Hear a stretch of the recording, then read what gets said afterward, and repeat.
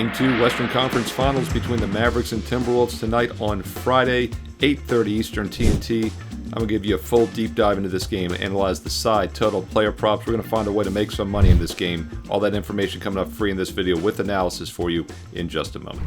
Hi, this is Steve Merril, WagerTalk.com, right back here on WagerTalk TV, breaking down Game 2 of the Western Conference Finals Friday night. Dallas got Game 1, and they didn't steal Game 1. Definitely could say, well, maybe they stole Game 1. They were the road underdog, overcame a 9-point deficit. But if you dig deeper into the box score, Minnesota was really lucky to lose by only 3. They took 49 three-point attempts, 24 more than Dallas took, doubled them basically. Minnesota made 18, Dallas made 6. So do the math. That's plus 36 points from three-point range, and they still lost by 3. Dallas only had 5 more free throws made. So once again, Dallas overall, if you take away the 36, Dallas was plus 39 from the field, from two-point range in the free throw line, and they were plus 34 points from two-point range, and overall outshot the T-Wolves 49 to 43%.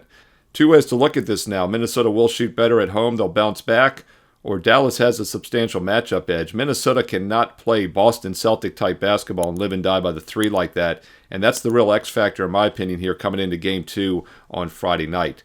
Now, the odds makers have priced in the zigzag, which makes sense because quality Class A teams usually do bounce back off a loss, especially at home in Game 2. And the sharp money, the early sharp money, is on Minnesota, pushing it from -4.5 up to -5. We are starting to see some 5.5s on the WagerTalk live odds screen. But let's keep in mind, the sharp money was on Minnesota in Game 1 as well. I mentioned in the video, though, the teams coming off the altitude, Ralph Michaels had pointed this out, coming off the altitude in Denver, whether it's after playing the Rockies, the Broncos, the Nuggets, are a play against moneymaker long-term in multiple sports. And Minnesota was also coming off not only a Game 7 win, but keep in mind they had to win Game 6 as well. So back-to-back elimination games. It was not a good scheduling spot for Minnesota in Game 1. So not a shock that Dallas was able to pull the victory and get the upset win. You would expect the T-Wolves to play better here now in Game 2, and they do fit some good bounce-back zigzag situations. One thing we got to talk about, though, and if you missed my Game 1 video, I pointed this out. This is not the same Dallas Maverick team for most of the regular season. In fact, pre- and post-All-Star break, much better defensive team, and it's not a coincidence. 3 games before the All-Star break, on February 8th, they acquired Gafford and P.J. Washington. P.J. Washington's obviously been a nice addition here in the playoffs offensively. He's actually scoring quite a bit in the playoffs. He's their third leading scorer with 14 points a game. Gafford averaging just 8.5 points a game, but both of them have been much better defensively. If you look at their on-off court numbers, Gafford and Washington each about anywhere from 5 to 7 points lower allowed defensively, the Mavericks as a team per 48 minutes when they're on the court. So both Washington and Gafford greatly increased their defensive efficiency, and it's been very evident. In fact, if you look at the Mavericks down the stretch after the trade, they were 21-9 straight up to finish the regular season, and they've now gone, 9-4 in the playoffs? So you do the math there, that's 30-13 straight up. But the final 2 regular season games, they weren't trying. So they're really 30-11 straight up since the trade in games that matter. Dallas is as good as anybody in the league right now, and that's another reason, not a surprise, they won Game 1, and they probably could be a live dog here, even though the situation does favor Minnesota to bounce back off the home loss. As far as the series price here, we saw Dallas plus 160 to win the series. They're now minus 150, so we've seen a flip-flop, substantial flip-flop. They've gone from plus 160 to minus 150. Minnesota was minus 180. They're now plus 130. Obviously, if you like the T-Wolves to win Game 2 here, you could play a little bit plus money on the series, but I'll tell you, even if the T-Wolves win Game 2, Dallas still holds home court. I think they're going to win this series here. And once again, they're a lot better than their overall seasonal record, and defensively, they're a lot better as well. With that said, though, Game 1 did go over the total. It landed 213. My mathematical rescoring model on percentage base came out to 219. Pace came out to 217. Now, that's using overall seasonal numbers, so I would bump that a little bit lower. But once again, the game did go over, and I feel like it was somewhat legit because if you look at the box score, Minnesota shot just 42.5%, and Dallas, although they didn't take many threes, they hit only 24%, and Minnesota also was just 61% from the free throw line. So subpar shooting overall, and the game still landed 213, and it was on a pace for about 219, 220 in the second half on the in-game line until it slowed down. A very fast first half, by the way. We had 121 points in the first half. That was on a pace for over 220 total points. Third quarter slowed down. Fourth quarter slowed down a bit as well, yet it still got up and over. And the odds makers really have not adjusted the total much. It was 207 in Game 1, currently sitting about 207.5 here in Game 2. Let's look at some player props. Before we do so, quick reminder, if you're finding these videos useful, thumbs up like. Take half a second, click that thumbs up like. I really appreciate it. It keeps all this content free and plentiful on WagerTalk TV. And comment below. I read all the comments and I reply back. What are your thoughts here in Game 2? What player props are you looking at? What sides totals do you like? Include some analysis if you have time. Let's learn and earn and win together. I honestly believe we have the sharpest and smartest sports betting viewers right here on WagerTalk TV. Click subscribe and click the bell as well so you get an instant alert when this video goes up each and every day. I do every game of the playoffs. I've done every game. I will continue to do every game. Comment below if you're finding them useful, and I'll keep doing them. Pacers-Celtics Game 3 will be tomorrow on Saturday, so get that video tomorrow on Saturday. And then Game 3 for this will be Sunday. It's Memorial Day weekend. I got the flag within reach as always. We'll pull that out tomorrow on Friday as we head into the weekend. Special thank you to all the veterans out there who made the ultimate sacrifice. Hey, comment below. What are your plans for Memorial Day weekend? And let's win together here on WagerTalk TV. But there will be content each and every day. I don't sleep on the holidays. That's the one thing about a sports bettor. We don't get no days off. Maybe the day after the MLB All-Star break in July. Hey, speaking of baseball, great time to pick up a summer special right now. You can get a 99-day special. It gets you all of June, July, August, and the first 2 days of September through Labor Day. Memorial Day through Labor Day. And it works out to less than $6 a day, about $3 a play. And if you sign up now, you get the rest of May for free.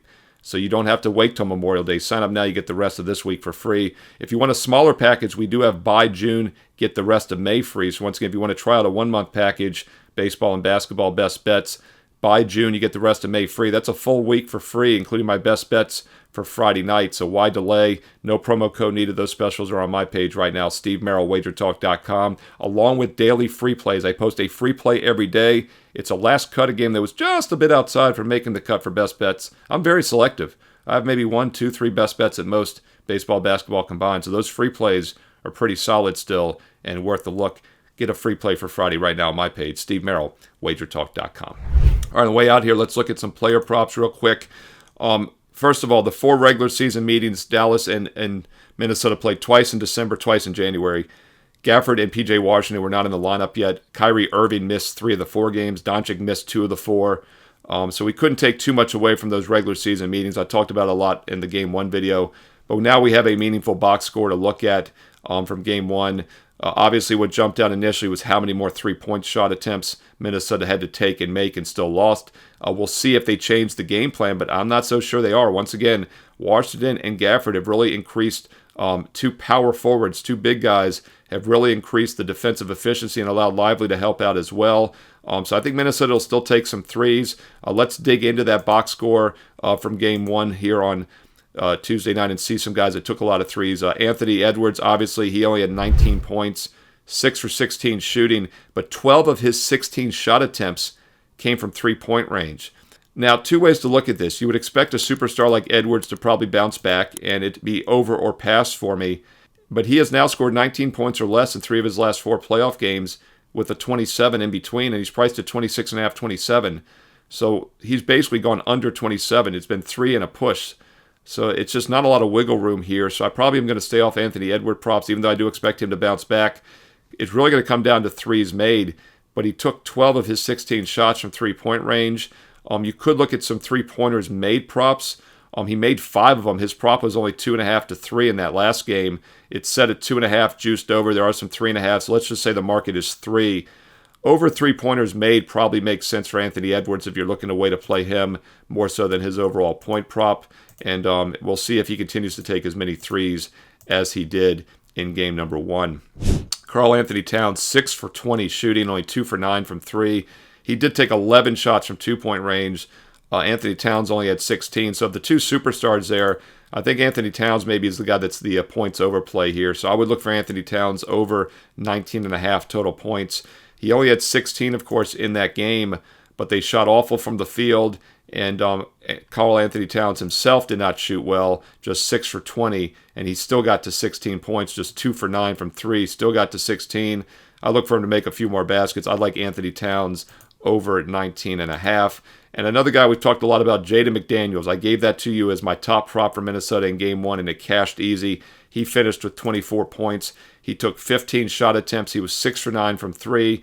Jaden McDaniels is now at 12.5 total points. He's had 21 points or more in his last 3 playoff games against Denver. In Game 1, he had 24 against Dallas.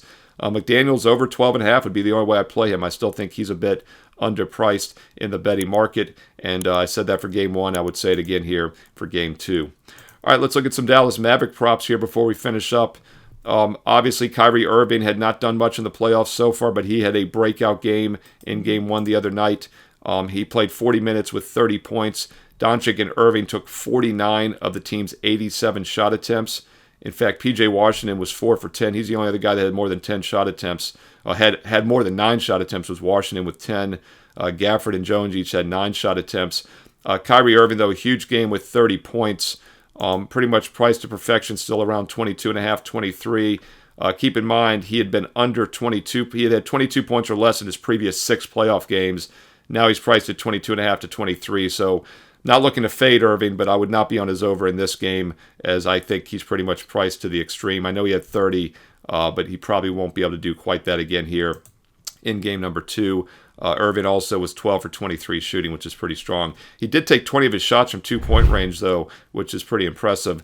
Meanwhile, as Doncic, at 12 for 26, he was 3 for 10 from 3-point range, so he took 16 twos, 10 threes. He ended up with 33 points. I'm neutral on Doncic. I'm never looking to fade him, but once again, he's priced pretty high. Jones Jr., let's talk about him. I told you P.J. Washington and Jones Jr. the 3rd and 4th options. P.J. Washington obviously had monster games in the last round against OKC at times. He had 29, 27, 21, and then he got to 10 and 9. He ended up with just 13 in the last game. He got up and over, though. He's priced around 11.5 to 12 here. I like him over again. But one thing I pointed out was that one of the reasons they started shutting down Washington was it left Jones Jr. open in those last couple games against OKC. He had 17, 19, and 22 in those last 3 games. He was somewhat held in check with just 8 points in Game 1. His total's 8.5.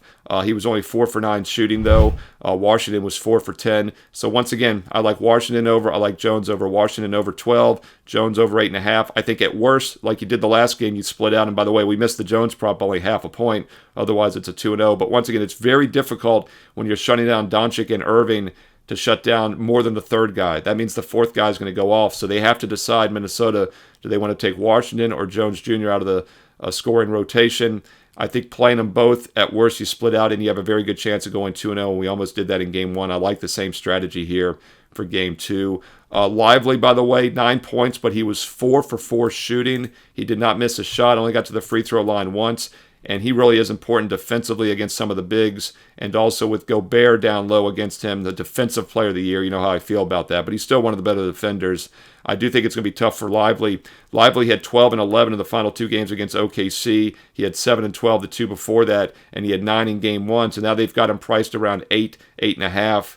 I like Lively under 8.5 points. He got to 9, but he didn't miss a shot. Can't shoot any better than that. He still only got to 9.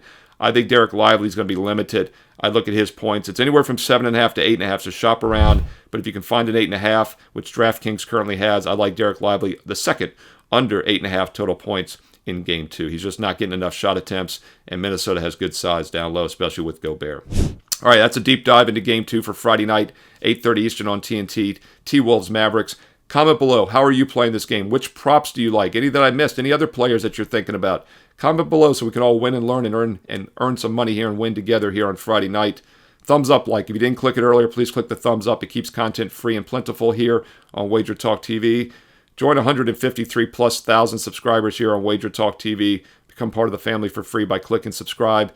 And hit the bell as well so you get an instant alert when this video goes up each and every day. I'll have your Pacers-Celtics Game 3 preview for Saturday. Also, this Mavericks T-Wolves Game 3 preview on Sunday. It's Memorial Day weekend, but I'm still working hard for you here on WagerTalk TV. Don't forget also I post free baseball videos throughout the week, so click subscribe and the bell for instant alerts. And speaking of free baseball, I put a free play up every day on my page. Go get Friday's free play right now. And while you're there, check out my best bets for tonight on Friday and also the summer specials.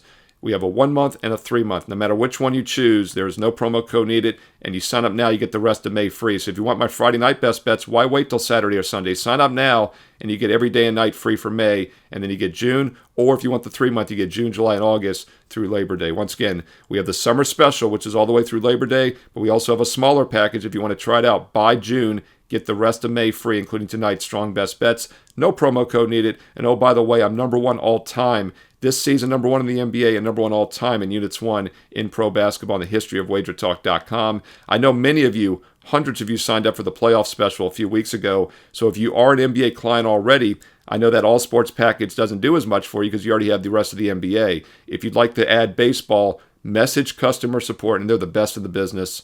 Missy and Melissa, too. They're fantastic. Johnny Detroit helps out occasionally, too. He's pretty good.